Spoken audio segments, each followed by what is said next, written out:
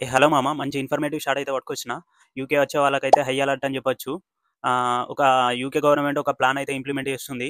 అంటే ఇంకా ప్రపోజల్‌లోనే ఉంది. ప్రపోజల్ అయితే చేసింది.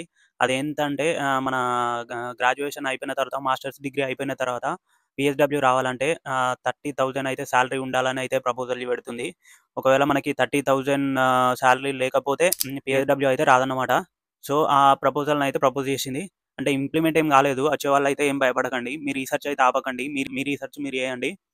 సో, ఏంటంటే నేనేమనుకుంటున్నా అంటే జస్ట్ ఇది ప్రపోజలే కాబట్టి ఇది ఒకవేళ ఇంప్లిమెంట్ చేసినా గానీ కొంచెం టైం పడతది. ఇప్పుడు మే ఇంటేక్ వచ్చే వాళ్ళకు గానీ, మేబీ సెప్టెంబర్ ఇంటేక్ వచ్చే వాళ్ళకి గూడా ఏం ఎఫెక్ట్ పడది అనుకుంటున్నా నేనైతే. సో, దీనిపైన నేను ఒక ఫుల్ వీడియో గూడా చేస్తాను.